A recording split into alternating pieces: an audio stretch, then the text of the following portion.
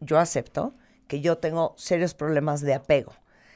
Desde el sabor a algo, un celular, una casa, a cosas, a gente. Soy muy apegada. Tony Karam, el presidente de Casa Tíbet.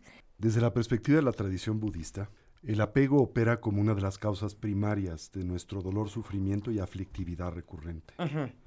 Evidentemente existen diferentes tipos de apego, ¿no? Sí. Por ejemplo, en la tradición budista hablamos acerca del apego que naturalmente como seres humanos y como seres sensibles experimentamos a la vida y su continuidad. El apego que experimentamos, por ejemplo, a las relaciones interpersonales, especialmente las que nos son relevantes y cercanas. El apego que naturalmente experimentamos a las posiciones materiales, a toda variedad de estímulos que a nosotros aparecen y evaluamos como agradables. Y el apego que finalmente experimentamos al nombre, la fama, el reconocimiento. El apego es un factor mental, una función de la cognición distorsionada que emana de la ignorancia, de una crónica inhabilidad para decodificar y comprender la realidad de forma correcta y objetiva, ¿no? A través del mismo, ¿qué es lo que hacemos? Y lo hacemos de forma habitual, inercial, compulsiva e inconsciente. Exageramos, por ejemplo, las cualidades positivas de objetos, personas, circunstancias o ideas. O letras. Díganse las letras, Sí. las personas, Claro. un trabajo o el reconocimiento. Tendemos simultáneamente de forma inercial, compulsiva, habitual, a proyectar cualidades positivas sobre lo que en sí misma no las tiene. Claro. Por ejemplo, las letras. Claro, o sea, a mí, yo no sabes cómo podría vivir sin las letras. Pero por ¿Sí ejemplo, me entiendes? Sí, cómo no. Por Ese no es tu ejemplo, ¿no? problema. Esto es importante. Las letras no tienen un significado intrínseco. Claro. La comida, las letras, las personas, la vida, nada tiene identidad intrínseca, independiente a la que nosotros designamos a través de nuestra percepción subjetiva. Por lo tanto, el apego a las cosas, Es invento de uno. no, y además es una relación neurótica con el mundo porque demanda eso exista como a nosotros aparece siempre, siempre produzca el mismo efecto y nunca cambie. Y nada existe de esa manera, por lo que eso te condena al dolor, el sufrimiento y la insatisfacción. ¿El apego tiene que ver con un temperamento? ¿Tiene que ver con tu personalidad? ¿O porque hay gente más apegada que otra? Definitivamente tiene que ver con tu temperamento, tiene que ver con tu historia personal. Y una variable que aporta la tradición budista un poco más exótica es que tiene que ver con tu karma. Eso quiere decir con los hábitos y tendencias que no solo en esta particular vida y existencia has cultivado y desarrollado, sino aquellos que has simultáneamente propiciado en vidas previas. ¿Sí? Entonces hay personas que naturalmente nacen, de alguna manera influenciados por este tipo de condición de una manera más intensa que otras. Mientras que también hay otros individuos que naturalmente carecen o experimentan una dimensión menos intensa del apego y del aferramiento en términos generales. Ahora, yo quisiera enfatizar algo que a menudo señalo como muy importante para comprender esta temática, ¿no? Sí. Cuando en la psicología budista se habla acerca de la importancia de trabajar y superar el apego, por esto en ningún momento quiere decirse que nosotros debemos de evitar el gusto que tenemos por las cosas, por las personas o por la vida en términos generales. Finalmente, lo que se busca es cultivar el antídoto del apego. Y el antídoto del apego es el desapego. Pero desgraciadamente creo, Marta, que nosotros asociamos al desapego común y recurrentemente con la indiferencia. Sí. Y la indiferencia no es desapego, es indiferencia. Sí. Lo que queremos cultivar es desapego, no apego. Y el no apego quiere decir dejar, por ejemplo, exagerar las cualidades positivas de la casa. Eso no quiere decir no percibir las cualidades positivas que tiene, solo las que le proyectamos que no le son propias.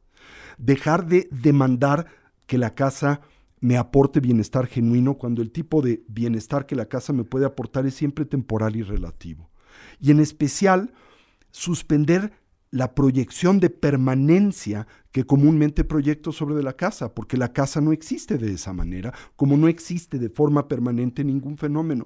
Todo cambia y se transforma, momento a momento, instante a instante. La Vía Láctea, nuestro cuerpo, las células en el mismo, nuestro entorno, todo está en cambio y transformación. Entonces el desapego no quiere decir dejar de gozar el mundo, sino dejar de relacionarte con el mundo de una manera que pretende congelarle, absolutizarle, lo cual es contrario a la naturaleza de las cosas, es inviable, imposible y tarde o temprano derívase en dolor y frustración. Pero yo creo que las personas que somos muy apegadas porque es nuestra fantasiosa forma de pensar o de crear que podemos hacer ciertas cosas permanentes. Exacto. ¿No? Y el problema, Marta, es que esa es una fantasía condenada al fracaso. Pero ese sentido de querer crear cosas claro. que se sientan permanentes es por querernos crear un falso sentido de seguridad. Claro.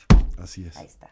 Y fíjate qué curioso, desde la perspectiva de la psicología budista se dice que la seguridad genuina es el abrazar la realidad de la inseguridad. Ay. ¿Sí? Mira, se me puso la piel chinita. La verdadera seguridad o la verdadera tranquilidad interior adviene de entender la naturaleza cambiante, la naturaleza impermanente, la naturaleza inestable del mundo y el sistema en el que nosotros moramos y vivimos en términos generales. Ahí les va. Creo que la gente que es muy apegada, nuevamente regreso al punto, es esta profunda ansiedad de el cambio, como dice una amiga nuestra, I don't handle change well, ¿no? Hay gente que no te maneja el cambio bien. Y eso quiere decir que no manejas la vida bien. Porque justamente queremos permanencia. Claro, porque demandamos permanencia de lo que es impermanente, porque demandamos una existencia unitaria de aquello que existe con base en partes, condiciones y circunstancias, porque proyectamos una identidad intrínseca sobre de lo que no la tiene, porque demandamos bienestar genuino de lo que tan solo nos aporta bienestar temporal. Ok, te voy a hacer un examen. Dime qué amas. Pues a muchas cosas, ¿Qué a mi amas? familia, a mis hijas, a mi trabajo, a mi vocación, a mi país. Ok, si el día de mañana por alguna extraña razón, toco madera, cancelado, ya no puede haber Casa Tíbet en México, ¿qué sentirías? Si tienes tanto amor por algo, ¿cómo no te va a doler su impermanencia? Bueno, primero, yo creo que hay grados o niveles de dolor.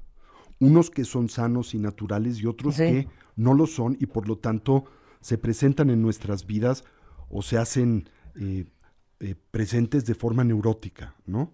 Entonces, tu pregunta es, ¿qué sucedería si, por ejemplo, esta institución que yo he fundado y he trabajado con tanto ahínco a lo largo de 35 años no pudiera continuar? ¿Qué sucedería? Por supuesto que eso me produciría un cierto grado de dolor. Sí.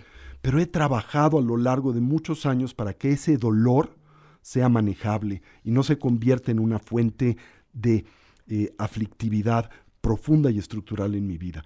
¿Y cómo se trabaja con eso? Bueno, se trabaja reflexionando. En la tradición budista se dice acerca de 4 diferentes tipos de impermanencia.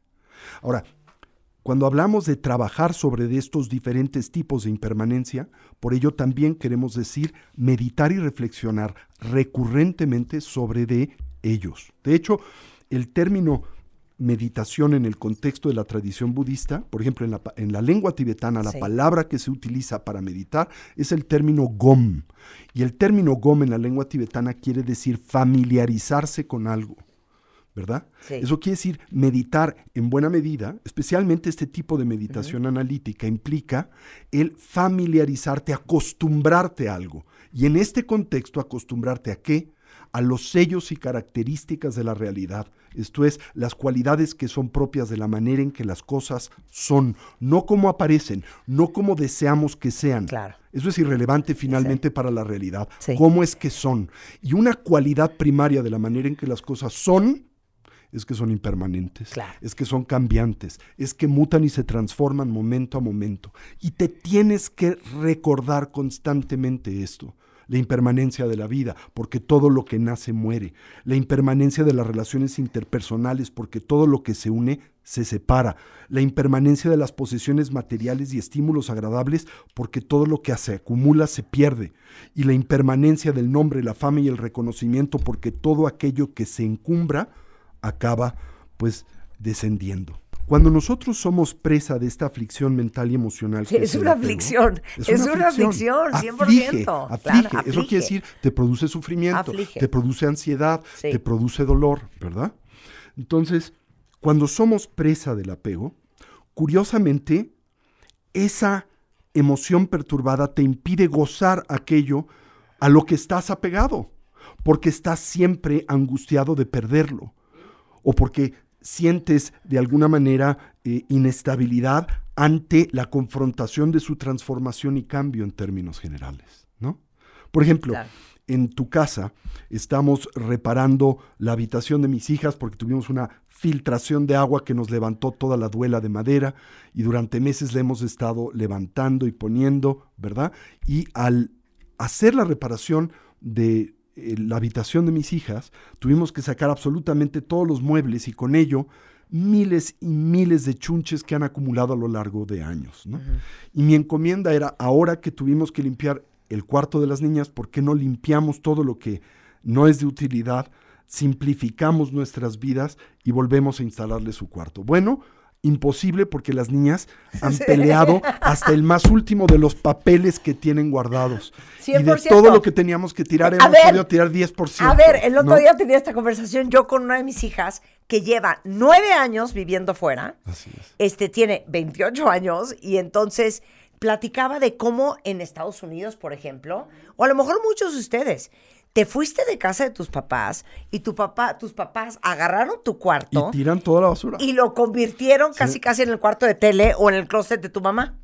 Así es. Y nosotros decíamos, es que a mí no se me ocurriría, no me pasa por la cabeza, que el cuarto de todos mis hijos, yo los vaya a convertir en otra cosa que no sea el cuarto de mis hijos. Claro, claro. Ve el apego.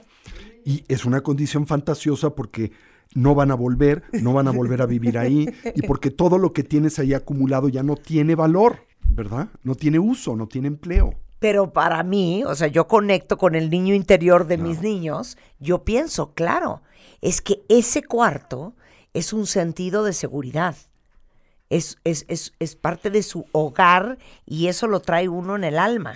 E indudablemente el trabajar con el apego es algo para todos nosotros. Sí. Muy difícil, pero es uno de los más importantes retos de la vida. Ya sé. Entonces, a ver, dime cómo es la meditación sobre las 4 impermanencias. El tener presente, por ejemplo, el sentarte por un momento, el tratar de evocar aquello hacia lo que experimentas apego, ¿no? Y definirlo muy claramente, vuelvo a insistir, ¿verdad? Saber que por apego entendemos aquello a lo que le has proyectado cualidades positivas que no tiene. Sí. Aquello sobre lo que has depositado una demanda imposible y fantasiosa de permanencia siendo impermanente. Aquello a lo que le has proyectado una identidad de la que carece. Y finalmente aquello sobre de lo cual estableces una demanda que es inviable y fantasioso, que te aporte bienestar genuino y duradero. Entonces, una vez que tienes esto claro, identifica en tu vida las fuentes de apego. Señor Cristo. Esas fuentes de apego pueden estar vinculadas, decía, a la vida. Pueden estar vinculadas a las relaciones interpersonales. Pueden estar vinculadas a toda variedad de objetos materiales o estímulos que contemplamos y concebimos agradables, y pueden estar vinculadas a tu necesidad de aprobación, el nombre, la fama, el reconocimiento, etc. Una vez que evocas la fuente de apego, ahora lleva a cabo lo que denominamos una meditación analítica. En su primera dimensión es conceptual, esto es algo que exploras a través del empleo de la razón, ¿no? Y investiga, por ejemplo, si hablamos de un objeto material, ¿cómo es que ese objeto material existe? ¿Existe como aparece? Por ejemplo, a mí aparece como estable, pero en realidad es inestable. A mí aparece como unitario, pero está compuesto de partes. A mí aparece como permanente, pero en realidad es impermanente. A mí aparece como si estuviera dotado de una identidad intrínseca, por ejemplo, el chocolate con el chocolate o lo sabroso, pero no tiene esa identidad intrínseca. Bien, entonces, ¿por qué ese objeto es transitorio, es impermanente, es compuesto? ¿Por qué ese objeto o esa apariencia no tiene identidad intrínseca? ¿Debo de aferrarme al mismo? No, porque si me aferro a ¿cuál será la consecuencia? La decepción. Y esa decepción que me va a propiciar y producir ansiedad, dolor, insatisfacción y sufrimiento. Ahora, al decir no debo de aferrarme al chocolate, quiere decir que no lo puedo gozar, ¿Quiere decir que no lo puedo degustar? No. ¿Quiere decir que no lo puedo apreciar? No, pero que lo voy a hacer en ausencia de una demanda que le contamina y envenena, la de la permanencia y la expectativa de que, a medida en que yo incremente la dosis, por ejemplo, de 1 a 10 chocolates, si su naturaleza es la que le atribuyo, naturalmente se incrementa en mí el placer de 1 a 10. Eso no sucede con ninguna dosis de chocolate, con ninguna persona, con ningún objeto material o con ningún tipo de reconocimiento.